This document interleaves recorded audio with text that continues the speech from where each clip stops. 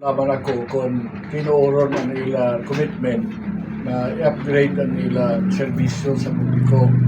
Masatisfied lamang kita kung tinuoron nila na i-ban totally ang MB Pilipinas iligan din sa Cebu, Surigao, Cebu na ruta. Sa pagkakaroon, with the presence of Cocalyong iligan, murag napakita nga murag natamyan ang mga Surigaonon.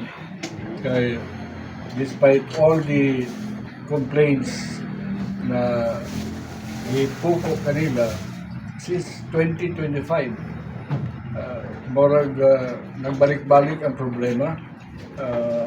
Murag napuno na kami og reklamo sa atong mga katauhan. No less than our officers din sa Kapitolyo experience a lot of kanintingon nila nga mga magsuri-suri, magdagandagan ng mga ambaw, mga uk-uk, uguban pa. And this does not sit well with the riding public. O kami o kitang tanan, doon ay katungod nga mo demand o ganang maayo nga serbisyo sa Cocalyong. And maayo gani kay nuto nga ang representative sa Cocalyong through its lawyer, Attorney Peloteo. Iyang ipasabot nga ang MB Iligan may ilang gihatag diri. In the meantime nga ang MB Pilipinas o Samis nag-baradiro or gi-repair. Pero akong ipungutangan siya nga ano man iligan man ang ibutang dinhin sa kadaghan barko sa Cocalyong, sa kadaghan ng mga syudad nga ilang iserbisyuhan. Nga naman, adi pa man gayon ang Cocalyong iligan din sa Surigao na kita napuno na sa reklamo. Gikan pa even before 2025. Mga mingon siya kanato, makadungog man tingali ka mo siyang ipanunti nga he will make a representation personally sa tag-iya na i-totally ban MB Pilipinas iligan sa Surigao. So, amo ka ng bantayan, amo ka ng aksyonan.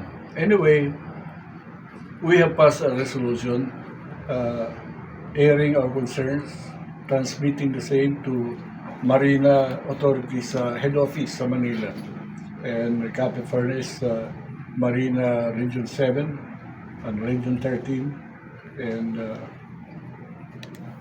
atong mga sa ACCI who participated in the discussion. Bisan ang ACCI admitted na dako serious og numerous nga lapses sa Cocalyong iligan, but they interposed objection to the idea of asking for the revocation of Cocalyong permit, business permit nga mag-operate sa Surigao City.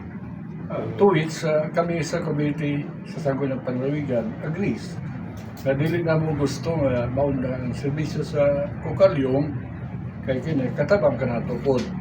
Pero among gihangyo nga dunay daghang kompetisyon nga masulod sa atong dakbayan sa atong probinsya para mo ma-upgraded ang serbisyo. Kay kung wag may kompetensya, murag magpakabuta-bungol na lang ang Cocalyong. But anyway, with what happened today, we just hope na something good out of it na mo come out and ato ka ng bantayan.